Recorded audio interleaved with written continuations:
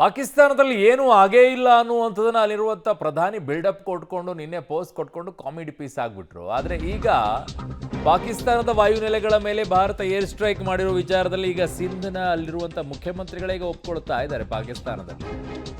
Operation ಸಿಂಧೂರಕ್ಕೆ Pak ವಿಲವಿಲ ಏನಾಗಿದೆ, ಬೋಲಾರಿ airbase ಮೇಲೆ ಭಾರತದ ದಾಳಿಯಲ್ಲಿ 5 ಸೈನಿಕರು ಸಾವನ್ನಪ್ಪಿದ್ದಾರೆ ಅನ್ನುವಂಥದ್ದನ್ನ ಸ್ವತಃ ಪಾಕಿಸ್ತಾನದ ಸಿಂಧ್ ಪ್ರಾಂತ್ಯದ ಮುಖ್ಯಮಂತ್ರಿ ಈಗ ಅದನ್ನ ಒಪ್ಕೊಂಡಿದ್ದಾರೆ. ಹೌದು, ನಮ್ಮಲ್ಲಿ ಬೋಲಾರಿ ಏರ್ಬೇಸ್ ಡ್ಯಾಮೇಜ್ ಆಗಿದೆ, 5 ಸೈನಿಕರು ಹತರಾಗಿದ್ದಾರೆ ಅನ್ನುವಂಥದ್ದನ್ನೇ ಈಗ ಅಲ್ಲಿರುವಂಥ ಮುಖ್ಯಮಂತ್ರಿಯೇ ಈಗ ಸ್ವತಃ ಒಪ್ಪಿಕೊಂಡಿರೋದು. ಸೊ ನೋಡಿ, ಬೇರೆ ಬೇಕಾಗಿಲ್ಲ, ಅಲ್ಲಿರುವಂಥ ರಾಷ್ಟ್ರದಲ್ಲಿರುವಂಥವರೇ ಕೆಲವೊಂದಿಷ್ಟು ಹೇಳಿಕೆಗಳನ್ನು ಕೊಡ್ತಾ ಇರೋದು ಬಹಳ ದೊಡ್ಡ ಮಟ್ಟದಲ್ಲಿ ಚರ್ಚೆಗೆ ಕಾರಣವಾಗ್ತಾ ಇದೆ, ಮತ್ತೆ ಸಾಕ್ಷ್ಯಗಳು ಸಿಗ್ತಾ ಇದೆ. ಸೊ ಇದು ಹೇಗೆ ಅಂತಂದರೆ, ಒಂದು ರೀತಿಯಾಗಿ ಅವರ ಮುಖ್ಯಸ್ಥರು ಮಾತ್ರ ಆ ಕಡೆಗೆ ಮುನೀರ್ ಹೇಳ್ಕೊಂಡು ಓಡಾಡ್ತಾನೆ, ಸೇನಾಧಿಕಾರಿ ಏನೂ ಆಗಿಲ್ಲ ನಮ್ಮಲ್ಲಿ ಅಂತ ಹೇಳಿ ಬಿಲ್ಡಪ್ ಕೊಟ್ಕೊಂಡಿದ್ದು. ಕೆಲವ್ರು ಕಣ್ಣೀರು ಹಾಕ್ಕೊಂಡೆಲ್ಲ ಹೇಳ್ಬಿಟ್ರು, ನಮ್ಮನ್ನು ಕಾಪಾಡಿ, ದೇವರೇ ಬಂದು ನಮ್ಮನ್ನು ಕಾಪಾಡಬೇಕು ಅಂತೆಲ್ಲ ಬಿಲ್ಡಪ್ ಕೊಟ್ಟರು.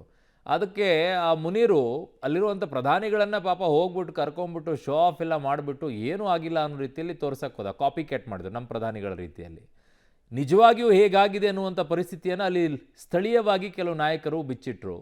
ಸ್ಥಳೀಯವಾಗಿರುವಂಥ ಜನ ಅದರ ಬಗ್ಗೆ ಮಾತನಾಡಿರುವಂಥದ್ದೆಲ್ಲ ಬಂತು.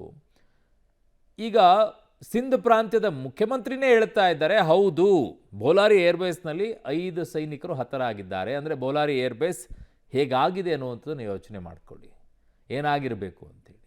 ಅಲ್ಲಿಯವರೇ ಒಪ್ಕೊಳ್ತಾ ಇರಬೇಕಾದ್ರೆ ಪ್ರಧಾನಿಗಳ ಕೈಯಲ್ಲಿ ಸುಳ್ಳು ಹೇಳಿಸ್ತಾ ಇರುವಂಥ ಮುನೀರ್ ಮಾತನ್ನು ಕೇಳ್ಕೊಂಬಿಟ್ಟು ಏನ್ರಿ ಕಾಮಿಡಿ ಪೀಸ್ ಆಗ್ತಾ ಇದೆಯಂತ ಆ ದೇಶ. ಜೋಕರ್ ಥರ ಆಗ್ತಾ ಇದೆ ಆ ಪಾಕಿಸ್ತಾನದ ದೇಶ. ಜನನೇ ಪಾಪ ಅಲ್ಲಿರುವಂಥವ್ರಿಗೆ ಯಾಕಾದರೂ ನಾವು ಈ ದೇಶದಲ್ಲಿ ಇದ್ದೀವಿ ಅಂತ ಅನ್ನಿಸ್ತಾ ಇದೆಯೋ ಅಥವಾ ಇಲ್ವೋ ಯಾರಿಗೆ ಗೊತ್ತು. ಅಲ್ಲಿರುವಂಥವ್ರ ಪರಿಸ್ಥಿತಿನೇ ಹಂಗೆ ಆಗ್ತಾ ಇದೆಯೇನೋ. ಒಟ್ಟಿನಲ್ಲಿ ಈಗ ಪ್ರಪಂಚದ ಮುಂದೆ ತನ್ನ ಮಾನವನ್ನು ತಾನೇ ಹರಾಜು ಹಾಕ್ತಾ ಇದೆ, ಬೇರೆಯವರು ಹರಾಜು ಹಾಕೋಕ್ಕಿಂತ ಮುಂಚಿತವಾಗಿ.